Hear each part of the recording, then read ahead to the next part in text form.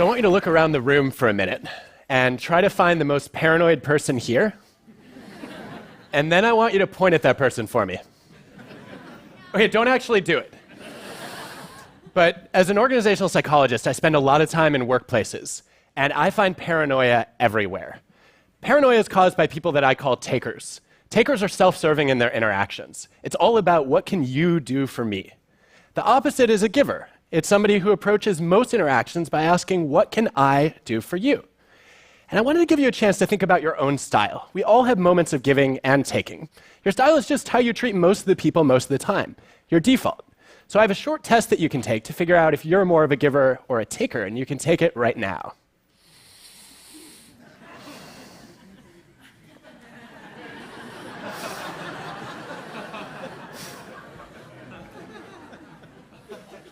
This is the only thing I will say today that has no data behind it, but I am convinced the longer it takes you to laugh at this cartoon, the more worried we should be that you're a taker. Of course, not all takers are narcissists. Some are just givers who got burned one too many times. And then there's another kind of taker that we won't be addressing today, and that's called a psychopath. I was curious, though, about how common these extremes are, and so I surveyed over 30,000 people across industries around the world's cultures. And I found that most people are right in the middle between giving and taking. They choose this third style called matching. If you're a matcher, you try to keep an even balance of give and take, quid pro quo. I'll do something for you if you do something for me. And that seems like a safe way to live your life. But is it the most effective and productive way to live your life? The answer to that question is a very definitive maybe. Now, I studied dozens of organizations, thousands of people. I had engineers measuring their productivity. I looked at medical students' grades, even salespeople's revenue. And unexpectedly, the worst performers in each of these jobs were the givers. The engineers who got the least work done were the ones who did more favors than they got back. They were so busy doing other people's jobs, they literally ran out of time and energy to get their own work completed. In medical school, the lowest grades belong to the students who agree most strongly with statements like, I love helping others, which suggests the doctor you ought to trust is the one who came to med school with no desire to help anybody. And then in sales, too, the lowest revenue accrued to the most generous salespeople. And I actually reached out to one of those salespeople who had a very high giver score, and I asked him, why do you suck at your job? I didn't ask it that way, but what's the cost of generosity in sales? And he said, well, I just care so deeply about my customers that I would never sell them one of our crappy products. So just out of curiosity, how many of you self-identify more as givers than takers or matchers? Raise your hands. Okay, would have been more before we talked about these data. But actually, it turns out there's a twist here. Because givers are often sacrificing themselves, but they make their organizations better. We have a huge body of evidence, many, many studies, looking at the frequency of giving behavior that exists in a team or an organization. And the more often people are helping and sharing their knowledge and providing mentoring, the better organizations do on every metric we can measure. Higher profits, customer satisfaction, employee retention, even lower operating expenses. So givers spend a lot of time trying to help other people and improve the team, and then unfortunately they suffer along the way. And I want to talk about what it takes to build cultures where givers actually get to succeed. So I wondered then, if givers are the worst performers, who are the best performers? And let me start with the good news. It's not the takers. Takers tend to rise quickly but also fall quickly in most jobs. And they fall at the hands of matchers. If you're a matcher, you believe in an eye for an eye, a just world. And so when you meet a taker, you feel like it's your mission in life to just punish the hell out of that person. And that way justice gets served. Well, most people are matchers, and that means if you're a taker, it tends to catch up with you eventually. What goes around will come around. And so the logical conclusion is it must be the matchers who are the best performers. But they're not. In every job, in every organization I've ever studied, the best results belong to the givers again. So take a look at some data that I gathered from hundreds of salespeople tracking their revenue. What you can see is that the givers go to both extremes. They make up the majority of the people who bring in the lowest revenue, but also the highest revenue. And the same patterns were true for engineers' productivity and medical students' grades. Givers are overrepresented at the bottom and at the top of every success metric that I can track. Which raises the question, how do we create a world where more of these givers get to excel? And I want to talk about how to do that not just in businesses, but also in nonprofits, schools, even governments. Are you ready? All right, I was going to do it anyway, but I appreciate the enthusiasm.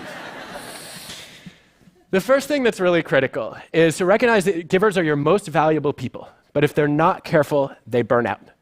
So you have to protect the givers in your midst. And I learned a great lesson about this from Fortune's Best Networker.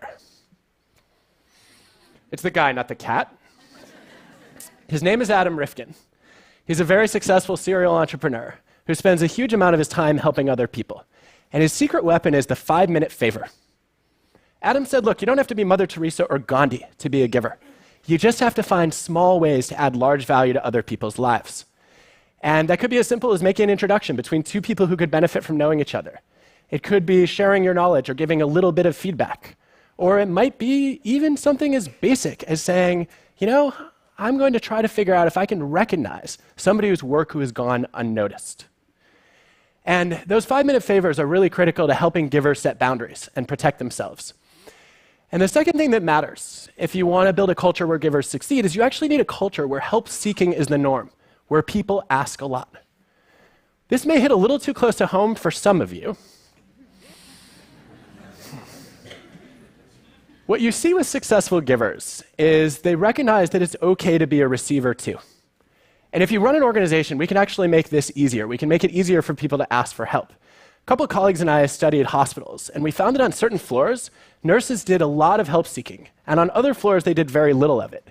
And the factor that stood out on the floors where help seeking was common, where it was the norm, was there was just one nurse whose sole job it was to help other nurses on the unit. And when that role was available, nurses said, oh, it's not embarrassing, it's not vulnerable to ask for help, it's actually encouraged. Now, help seeking isn't important just for protecting the success and the well-being of givers. It's also critical to getting more people to act like givers. Because the data say that somewhere between 75 and 90% of all giving in organizations starts with a request. But a lot of people don't ask. They don't want to look incompetent, they don't know where to turn, they don't want to burden others. And yet, if nobody ever asked for help, you have a lot of frustrated givers in your organization who would love to step up and contribute if they only knew who could benefit and how. But I think the most important thing, if you want to build a culture of successful givers, is to be thoughtful about who you let onto your team. I figured you want a culture of productive generosity, you should hire a bunch of givers. But I was surprised to discover, actually, that that was not right. That the negative impact of a taker on a culture is usually double to triple the positive impact of a giver. Think about it this way. One bad apple can spoil a barrel, but one good egg just does not make a dozen. I don't know what that means. But I hope you do. No, let even one taker into a team, and you will see that the givers will stop helping. They'll say, I'm surrounded by a bunch of snakes and sharks, why should I contribute?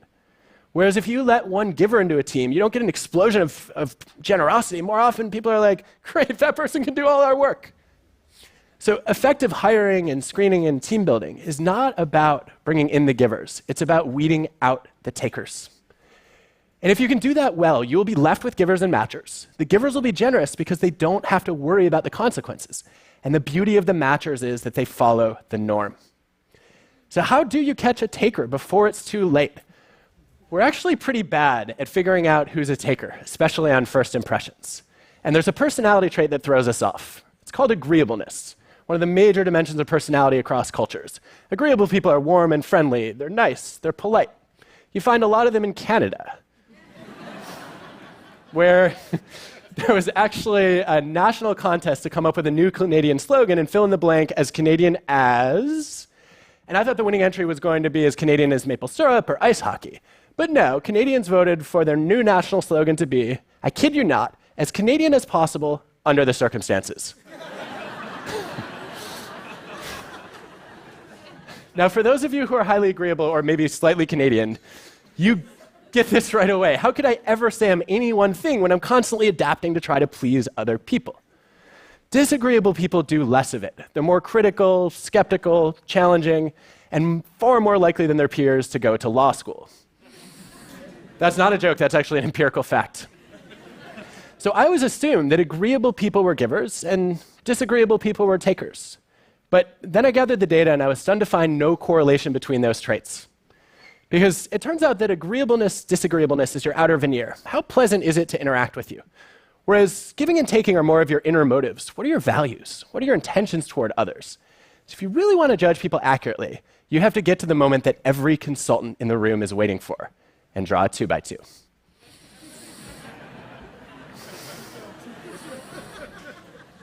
The agreeable givers are easy to spot. They say yes to everything. The disagreeable takers are also recognized quickly, although you might call them by a slightly different name. We forget about the other two combinations. There are disagreeable givers in our organizations. They're people who are gruff and tough on the surface, but underneath have others' best interests at heart. Or as an engineer put it, oh, disagreeable givers, like somebody with a bad user interface, but a great operating system. if that helps you. Disagreeable givers are the most undervalued people in our organizations because they're the ones who give the critical feedback that no one wants to hear, but everyone needs to hear. We need to do a much better job valuing these people as opposed to writing them off early and saying, kind of prickly, must be a selfish taker. The other combination we forget about is the deadly one, the agreeable taker, also known as the faker. This is the person who's nice to your face and then will stab you right in the back. And my favorite way to catch these people in the interview process is to ask the question, can you give me the names of 4 people whose careers you have fundamentally improved? And the takers will give you 4 names, and they will all be more influential than them. Because takers are great at kissing up and then kicking down. Givers are more likely to name people who are below them in a hierarchy, who don't have as much power, who can do them no good. And let's face it, you all know you can learn a lot about character by watching how someone treats their restaurant server or their Uber driver. So if we do all this well, if we can weed takers out of organizations, if we can make it safe to ask for help, if we can protect givers from burnout, and make it okay for them to be ambitious in pursuing their own goals, as well as trying to help other people, we can actually change the way that people define success. Instead of saying it's all about winning a competition, people will realize success is really more about contribution. I believe that the most meaningful way to succeed is to help other people succeed. And if we can spread that belief, we can actually turn paranoia upside down. There's a name for that. It's called pronoia. Pronoia is the delusional belief that other people are plotting your well-being. That they're going around behind your back and saying exceptionally glowing things about you. And the great thing about a culture of givers is that's not a delusion, it's reality. Look, I want to live in a world where givers succeed, and I hope you will help me create that world. Thank you.